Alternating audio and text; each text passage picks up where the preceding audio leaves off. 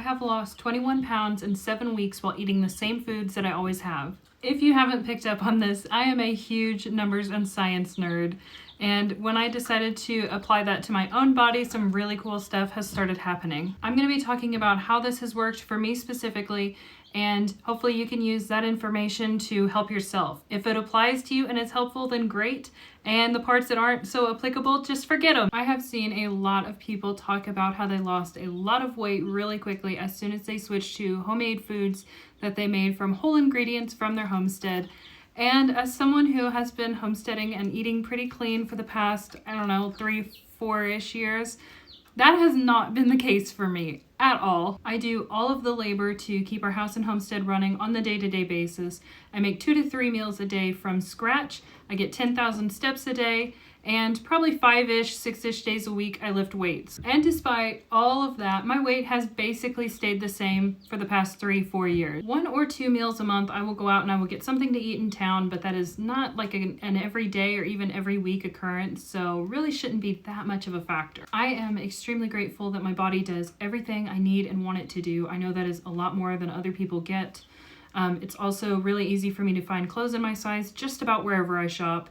And I don't completely hate my weight distribution. For being around 70, 80-ish pounds overweight, I don't really hate the way I look. Maybe it's delusion, maybe it's something else, but I am grateful for all of those things. With that said though, it is really frustrating when you think you're doing everything right and it's still just not working out the way you want it to. So here's the part where thermodynamics comes into play. Oh my goodness, do you hear my very noisy little coworkers? Oh my goodness. As it turns out, for my height, age, and activity level, I need to eat around 2,200 calories every day to maintain being about 80 pounds overweight. If you want to find these numbers for yourself, use a TDEE calculator. I will link to the one that I use down in the description. So in addition to the calculator, I went out and I bought a $12 food scale. You can get them in most grocery stores across America. And then I just started tracking every single thing I ate, weighing it out, and then eating it. I did not change what I ate. I did not change how much I ate. I just wanted to track and see how much I was actually eating. And as it turns out, I was eating between 1,800 and like 2,600 calories every single day. I really was hitting right at 2,200 calories every day on average. So unfortunately, the calculator was right. I confirmed that the math works, so let's make that work for me. So I went back to my TDEE calculator. And it turns out that at my goal weight, my maintenance calories is going to be around 1,800 a day. As long as I eat 1,800 or fewer calories every single day, I will eventually hit my goal weight. A pound of fat is made up of approximately 3,500 calories. So for every week that I put myself in a 3,500 calorie deficit, I should lose about 1 pound. I typically eat 15,400 calories a week. So if I drop that down to 11,900 calories a week, which is equal to 1,700 calories a day, I will lose a pound a week. At 8,400 calories a week or 1,200 calories a day, I will lose 2 pounds a week. That's simple enough, so that's basically what I've been doing. Now I have lost right around 3-ish pounds a week on average, but some weeks, like my first week, I lost like 8 pounds, and then every week after that has been closer to 2-ish pounds. So some weeks there was no loss, and then other weeks it's like more like 2. I have not changed a single thing about how I eat, except for the fact that I'm just eating a little bit less. I'm still eating a ton of carbs and sugars and protein and fats and a lot of fiber. I love fibrous food. Most of my food is homemade, but I do not demonize ultra-processed foods. I just don't see that as a problem. If you read any scientific studies on these things, it immediately puts your mind at ease that it's really not the issue that a lot of people, especially influencers, like to make them out to be. Now, there was once upon a time when I thought that seed oils were bad for you. That was a good old-fashioned case of correlation does not equal causation. After I picked up a few PubMed articles and read about them for myself, and I finally understood how things worked, a lot of things that are scary in this world are no longer scary if you just learn about them and understand them better. After I learned that, I realized that the problem is not seed oils at all. I did write a really short article on that. If you want to check it out, I'll make sure I link to it in the description. I don't know, I just kind of thought that was applicable to this video. So this is what a typical day of eating looks like for me, starting with breakfast. My breakfast has not changed one little bit. I haven't even changed the volume of how much I eat for breakfast. Most mornings I will have 1 or 2 sausage patties and an egg. Sometimes I'll have 2 eggs, but it's usually 1 or 2 sausage patties and 1 or 2 eggs. Every now and then when I want to switch it up, I will have a deer steak, or occasionally I will have pancake. On days that I know I'm going to have a lot of work ahead of me, I will sometimes treat myself to homemade biscuits and gravy. It is a favorite of both mine and the kids. Gotta have those occasionally. My go-to lunch, especially in the summertime, is a really big salad. I prefer anything like a spring mix. I love spinach. So I will do just an oversized salad. I will add homemade pico, and I do no dressings. It did not take me very long to get away from dressings. I think I got away from them maybe 3-ish years ago. All of the juice that comes off of, that pico that you make, it's perfect. It's great for it. And then you add a lot of spices and a lot of seasoning to really get the flavor up. So it's still enjoyable. You're not just eating this terrible salad. It's really good that way. And the secret is to chop it up into small bits, so that way it all incorporates nicely. It's so good that way. On the side of that, I will either have rabbit or chicken, and I usually do that in hot sauce. I don't know, I just really like hot sauce. Dinner is where the autistic I'm having the same meal every single day train finally leaves the station, and we eat a little bit more variety. Dinner changes every single day. Usually Devin picks it. It's so much easier for me if he just decides and then I make it blindly, because I do not like choosing what to eat every single day. It just wears me down. I did write this super basic cookbook for my family, and then I shared it with you guys. If you want it, you can get it. I'll leave a link in the description. But I've got this big master list of some of our favorite recipes, and they're all homemade, from scratch things. So having that big master list to reference and then just go back to, it's amazing how many recipes and just foods in general that I completely forget about. So having something like that is really easy to reference has been amazing. For dinner time, I usually double or triple the recipe. Doubling it means that I get to put some in the freezer for later, so that way if I am sick or I'm having a really bad day or I'm just busy in general, because that happens, it's nice to just be able to pull something out of the freezer and have a fast meal that's still homemade. And in addition to that, it makes sure that Devin has plenty of food to take to work with him. Now, as far as snacks go, this is the one thing that has changed since starting my calorie deficit. It's not that I'm changing my snacks, it's the fact that I did not snack before. I just ate 3 solid meals and I was good. But now it's nice to have options that will really help you out and are somewhat healthy and lower in calories. So, number 1, I love ice cream. So I will freeze bananas and throw them in the blender with just a little bit of water and protein powder. The protein powder is a new thing for me. I've stayed away from that for years, so I just finally got into that. If you have anything you recommend that doesn't taste terrible and isn't crazy expensive, please leave a recommendation. I would really appreciate it. I also really like homemade yogurt. Let's see, we've got rabbit and deer jerky that I go to a lot. I've always been a huge jerky fan. We also have sweet potato truffles. They're dark chocolate. It's so good. And sweet potato ice cream. I basically go through and I steam my sweet potatoes. I blend them up really fine. I add just a little bit of cocoa, a little bit of either maple syrup or honey, and then I freeze it. If I want to have a truffle, I'll take it out and I'll scoop it out while it's frozen and then roll it in more baking cocoa, and then I've got a truffle. If I don't want to do all of that, I'll just add a little bit of vanilla to it and I'll eat it like ice cream while it's still frozen. It's so good. I'm such a weirdo. I know this. I know you guys are going to make fun of me, but I really like cold oatmeal. I still want it to be crunchy. I guess I was a horse in my past life. But yeah, crunchy oatmeal, just a little bit of chia seeds, maybe a little bit of peanut butter in there. So good. And you can't forget your super quick and easy fruits and vegetables.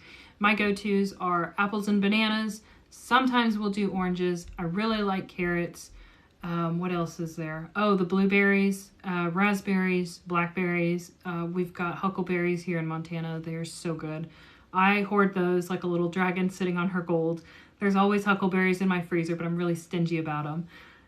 So those are some of my favorite, really quick snack ideas. We do frozen strawberries sometimes too. That's good in yogurt. So there's the numbers and science, but let's be real with ourselves. Most of us do not become overweight because we're stupid. We know what we need to do to lose the weight. It's a matter of sticking to it and finding little tips and tricks that make it easier. So now I want to talk about those, share what's really helped me, and maybe you can pick and choose out of there something that will be helpful for you too. Now, the exercise part of this is second nature to me. I've been doing this for 3 years, so it's really easy for me. it's just not an issue anymore.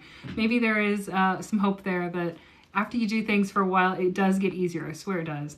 At least the exercise part does.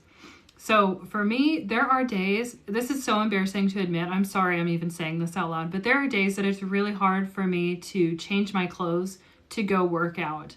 So instead of fighting that and being like, I just cannot make myself get up and change out of these jeans into sweatpants or yoga pants or shorts, I'll just get on the treadmill in my blue jeans. I will lift weights in blue jeans. If it's uncomfortable after a few minutes, maybe I'll have the energy then to go change into more appropriate clothes. But sometimes just starting is the hardest part. So if you can, one, have the stuff at home. I think my home gym in total is like maybe $500-ish, which I know is a lot, but that is something you can build up to. So, you know, start out, if you have the stuff at home where you can work at home, that's great. And if it's too much to put on the clothes to go work out, just work out in whatever weird clothes you're wearing. Oh, and on that same note, I've heard people say it's weird, like using the treadmill, like look down on the treadmill, like you should be outside enjoying the sunshine and the outdoors. I have little kids. That's not a great option, especially in the winter when we get like 2 or 3 feet of snow. That's just not a viable option. It's not easy to bring the kids along. It's not easy to get outside in a lot of the weather we have here in Montana. So a treadmill is really accessible. That's something that I can do. When the kids were really little, I put my baby gate up around myself so that way they didn't get on the treadmill and get hurt. I did the same thing with my heavy weights because I was terrified of dropping a weight on a little kid. So that's what I did. Baby gates around it. If you have to, use what you have, do what you can with what you got. I have done this twice now. When it's time to get serious about this diet, and you have been chronically overeating, something you can do, I'm not really big on fasting for the most part, but this one helps, is go ahead and start a 36-hour fast before your weight loss journey. It's not so much about how much weight you're going to lose on those 36 hours because honestly, I think the second time I did that, I ended up gaining some weight just because I drank so much water. So don't use that for the scale, but learning and teaching yourself that you are not going to fall over dead if you don't eat. I mean, now there are people who need to be careful about this. I know there is eating disorder territory. We don't want you to go into that. But if you know you're fine and you can do that, go ahead and have like a 36, I don't know why 36 is like my go-to, but it is. Go with a 36-hour fast. That lets your stomach kind of shrink down just a little bit, helps your insulin regulate. And then when you get done, like you know what it feels like to actually be hungry. And it just kind of regulates things for you. And it has helped me a lot to just have that fast, kickstart it, teach myself that I'm really not starving to death. It really is fine. Another little hack that has been so helpful for me are fiber supplements. A lot of people call this Metamucil. I don't use the Metamucil brand. I use Equate. It's pretty similar. I already get plenty of fiber in my diet, so this is less about getting enough fiber in my diet. It's more about just feeling full. When I first started out, you're just hungry. Like that's the hard truth of starting an actual calorie deficit. You're going to feel a little hungry at times. That's fine. There's nothing wrong with being just a little bit hungry, especially when it is to better your health, but that is an uncomfortable feeling. So I took quite a bit of this fiber supplement when I was first starting out, and it really helped me feel full. It kept me from overeating. If I'm having a day where I'm just really hungry, I just have a little bit of that. Make sure you drink it with plenty of water. I already drink a lot of water, so this kind of is something I don't talk about enough, but make sure you drink a lot of water with it because, you know, fiber needs water, so don't make yourself feel bad. Read the instructions, blah, blah, blah, but look up fiber supplements and see how that can maybe help you out too. If you really have a craving for something, just eat the thing. Don't shame yourself. Don't feel like you're doing wrong or you're screwing up. Just eat it. Because if you really want that chocolate chip cookie and you try to distract yourself with just a little bit of a protein pancake, or then you switch over to yogurt and you're like, that's still not hitting the spot. So then I don't know, maybe you do a whole protein shake and you just keep going through all these foods trying to like scratch that itch and it's not working, and then you end up eating the cookie. Well, you just ate all this other garbage in front of the cookie. It may not be garbage, but you ate all this other stuff in front of that cookie when you could have just ate the cookie that was 200 calories, but now you ate 800 calories worth of stuff that you're trying to use to hold yourself over, and then you've got 1,000 calories when it should have been just 200. So just skip all that, eat the cookie, don't feel bad. This is supposed to be something that is sustainable, that you can do forever, because after you lose the weight, you still have to stick to your maintenance to maintain that weight. So learn how to eat what you want in moderation.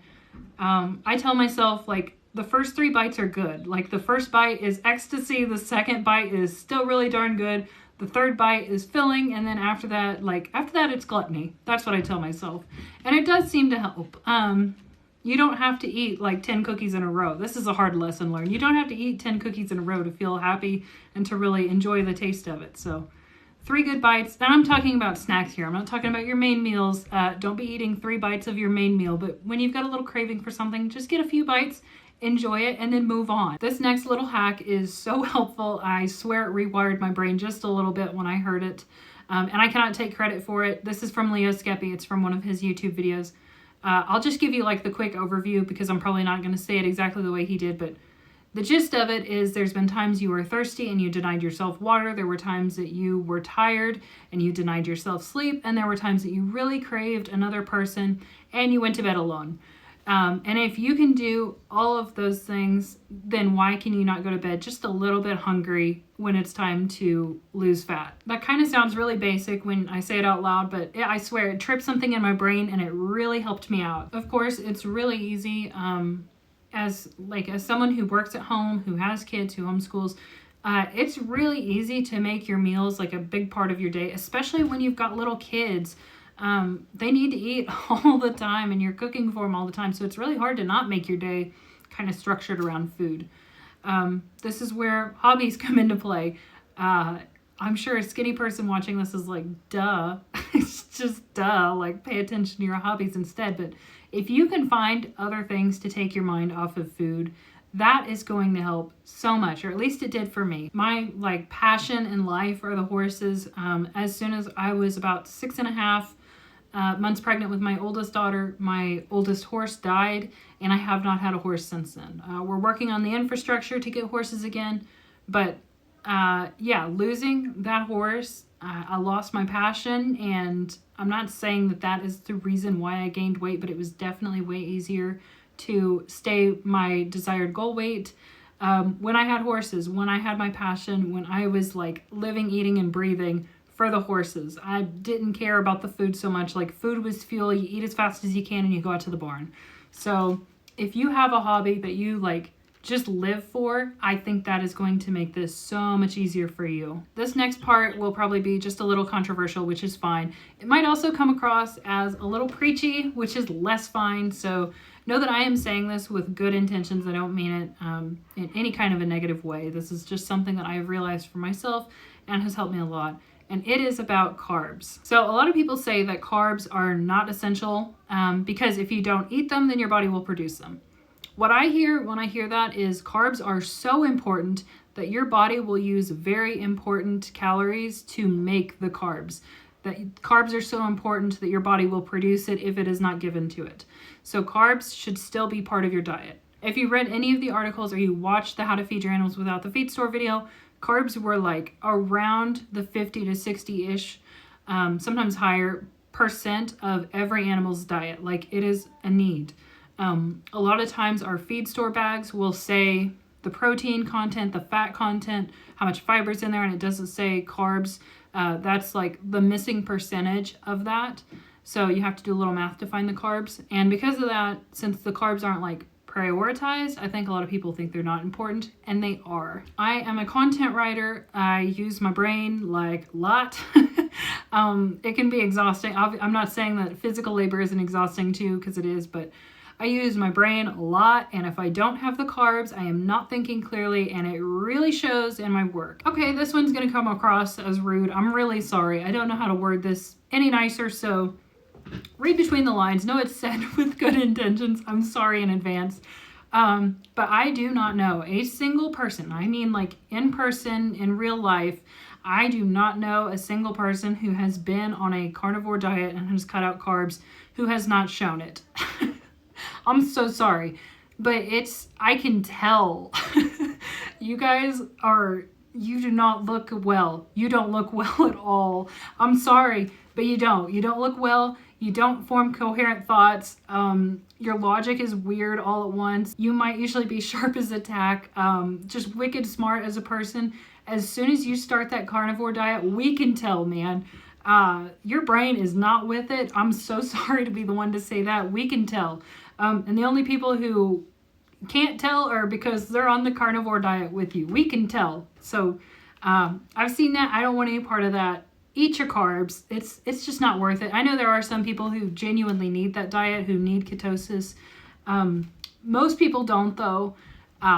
So yeah, just skip that one. Just the calorie deficit is fine. Reduce your carbs if you need to. Don't get rid of them altogether. I have not seen a single other person do this, talk about it, anything related to it. So maybe I'm a weirdo, but I have been doing this for 3 years and it has been extremely helpful in helping me be consistent with my treadmill, both as a treadmill and the walking pad. And that is making like a digital vision board. Me personally, I am on TikTok way too much. I'll be the first one to admit it, but you can do this on Instagram or Facebook as well. It's either favoriting or saving a video, and then there's different albums that you can make and put these videos into. I made 2 albums, basically. I've got one that is women who have physiques similar to mine at the goal weight. You know what you look like. Like, there's certain things about you you'll never, like, no matter how much weight you gain or lose, you will just not look like that. Everyone's built different. So find someone with a similar build as you at your goal weight or around your goal weight. They might be in the gym. There are amazing fitness influencers everywhere. So take some of the videos that speak to you and are similar to your body at a similar goal weight that you would like, and put those into one of the folders. It can be really motivating to scroll through and see what could happen if you decide to stick with it. Now, I will say that the physical, having an aesthetic body is, I don't know, it's just not that motivating to me. Like, it's nice to have that to scroll through. And I do use it. I do lean on that resource every now and then. But to me, like, being aesthetic is just, it's not a big concern of mine. I've got there's more interesting things than having an aesthetic body, whatever. The one that really speaks to me, though, and gets me going when I don't want to get up is the second folder, which is women who are doing things that I find amazing and interesting and cool. And it's things that I think I would either be able to do better, or I would, I don't know, I guess look better doing after I hit that goal weight. I think we all know that we really shouldn't put anything off until we're a better size, or we're bigger, or we're smaller, we've got this or we've got that. You know, we put these silly restrictions on things that we should not do yet until XYZ happens. I know we should just go out and do it, but with that said, there are some things that you just really want to wait until you are that size, or XYZ has happened. So having those goal items in that second folder helps a lot. It is oddly so embarrassing to talk about what is on that second playlist for me. I don't know why. But mine is stuff like CMSA, the cowboy mounted shooting. There's like bronc riding, women's bronc riding especially, ski joring. Needless to say, mine is very horse centered. Like I said, that feels so embarrassing to admit. I don't know why, it just is. The last time I rode, I was around 150 pounds, so I was like at my goal weight. And I have not been on a horse since I gained weight. With that said, though, like, the horse community can be so toxic. The equestrian community can be downright nasty to overweight women. It's completely fine somehow for a 250-pound man to get on a 14-hand reiner and ride and be fine. But as soon as a 200-pound woman gets on a 16-hand horse, everyone is calling PETA. It is an animal abuse case. It's crazy. It's so crazy the way that people treat women. Anyway, I digress. Some things just look and feel better when you are at a certain weight. I know we shouldn't wait for the weight, but some things just feel better when you've hit your goal weight. If you have a list of things that you would like to do after you lose the weight, after you hit your goal weight, and you see videos that are really cool related to that, something that just makes you excited, something you want to do, if it inspires you, put it in that second playlist and then reference it just about every day when you're getting on the treadmill, or whatever your thing is.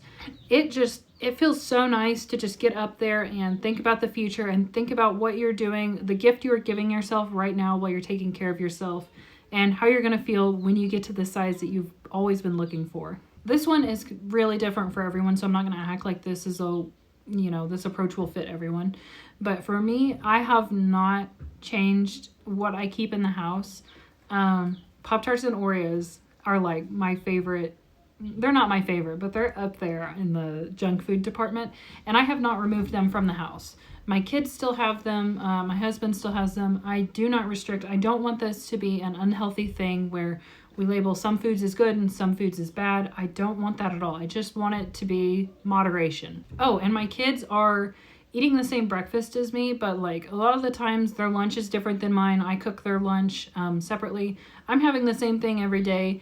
I like having the same foods every day for the most part, but they're eating something different. So I am making at least one meal a day that I do not eat any bit of, like not even a single bite out of.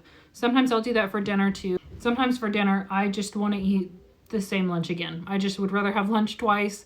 So I'll do that, and I'll sometimes make dinner and then not eat a single bite out of that. It takes a little bit of discipline, but I think that's worth it. I just want to treat my husband and my children right, and I want to make sure that they're eating healthy and they have a healthy mindset about this as well. I think the mind is just as much, if not more important than the body here. Okay, my country roots are about to shine right through here. When you have pigs or cattle that you're trying to raise up for slaughter, you cycle them up, especially on your soybeans. You cycle them up on those foods. You don't go from feeding them this amount and then jump all the way up to here, what you're feeding them. You slowly work it up. It's called cycling them up on the food. Because if you go from just feeding them just a little bit of feed to giving them a lot of feed all at once, it's a waste. It's genuinely a waste of feed. Their body doesn't know how to process all of that. Use that information when you have a bad weekend, because here and there, we still have social obligations. There's still things you have to go out. And for me, for whatever reason, I have no idea why I'm like this, I can sit at home and stick to my diet for weeks at a time and be fine. As soon as you put me around other people though, it's, again, this whole video feels so embarrassing, but as soon as I am around other people, I want to eat a lot more. I have no idea why I'm like this. This is a long-winded way of saying, if you have a bad weekend where you eat too much, you're a little bit like the cow and the pig, where you may not have, you haven't cycled up to that. So if you have been doing a really good job with your diet and you've been eating at maintenance or deficit levels for a long time, your body can't really tolerate everything that you ate over the weekend. So it is not going to completely ruin you. It is not going to ruin your progress to have a bad weekend. First of all, you have to eat a lot to really make any kind of damage to yourself. But in addition to that, your body's probably not ready for all of those calories, so it's not going to use all of those calories. So if you're walking around the house with a cup of water and you spill a little water, you're not going to dump the whole bottle of water on the ground. If you stub your toe on the side of a chair, you're not going to rear back and kick the chair because you missed other toes. Just because you had a little bit of a mess up, don't totally self-sabotage yourself and go all the way and binge eat. You messed up a little, it's fine. You're living your life. Pretend like it didn't happen and stick to the diets. Related to carbs, I feel like this is important because a lot of times people see the scale go up so much after eating carbs and they feel like they've really ruined things and carbs are just terrible. They're not. So whatever you eat of a carb, your body is going to retain 4 times the weight of that in water. This does not mean that you suddenly weigh 4 times as much. It just means you're holding more water. So if you eat a gram of carb, you're going to hold 4 grams worth of water, if you're weighing it on a food scale. So you're not gaining that weight. You're just holding on to it a little longer because the carb holds that. So if you eat a lot of carbs one day and you notice the scale go up quite a bit, you didn't mess up, you didn't gain a bunch of fat, that is water. That is truly water. As if you know that, it will really help you out the next time that you get on the scale and you see that change. Another thing here, this changes for everyone. You know what's best for you. You know what you can tolerate. You know how your brain works. For me, this is what's working, so this is what I've been doing. I get on the scale every single day. I get up, I go to the bathroom, I step on the scale, I weigh myself, and I write that down. Some people suggest not doing that. I see why. because it's hard when the scale goes up and you're like, I did everything I was supposed to yesterday. Why did it get worse today? Why did it go up today? Seeing those patterns every day, even when it goes up, and I guess I don't know what the word is, maybe desensitizing yourself to seeing the scale go up just a little bit is good for your brain. Like, you need some mental toughness, you need some mental clarity there. It helps me a lot to see that. And everybody has, like, I guess patterns is the way to word it. Some people will consistently just lose weight and have a few fluctuations going up, but nothing crazy. Other people will lose weight for a while, hold for a really long time, and then drop a lot all at once, even though they haven't really changed how they eat. And some people, like me, will they'll go down a little bit, and then it'll start to spike back up again, and then it'll drop off really hard again. When you know what's coming because you've been following the patterns and you know how your body works and how the scale changes based on what you've been eating, it makes you not panic when you see the scale go up. Now I've got myself trained when I see the scale start to go back up and I know that I have been sticking to the plan and I've been sticking to the deficit. I know that in about 1 to 2 days, the scale is going to drop a lot all at once. So it's not the end of the world. I'm not panicking. I'm desensitizing myself to the numbers fluctuating. I'm getting a much stronger brain. The mental toughness is a big part of it. Finally, the last little thing that has really, really helped me out here is knowing that it's hard when you first start out because you do not have any evidence that you're going to stick to this. You don't have any reason to believe yourself. But the longer you go, the more evidence you have that you are capable of this and you are going to make it happen. That is a big, big part of this. And to kind of add to that, you will reach a point not very far away, surprisingly, where it feels like you've put in so much work that you just cannot fail at this point. You've been doing the right thing for this long. You have the evidence that you're capable of it. You have the evidence that you're a trustworthy person, that you are going to be true to yourself and do what you said you're going to do. And it's going to be too painful to quit. By the way, if something is homestead related and it's something I've already done, I'm more of like a document kind of person. I'm not about just like making stuff up to talk about it. I like to just talk about things that I already have experience with, I already know about. So if it's homestead related and I have experience in it, I'll make a video about it. Do not worry, this is not going to become like this huge, stupid weight loss account. I don't like that. I don't want to hear about weight loss all the time. Like, I'm in the midst of it and I still don't care that much. Like, there are way more important things in this world than the way your body looks. Like, make sure it's healthy, make sure it's functional and it's doing what you want.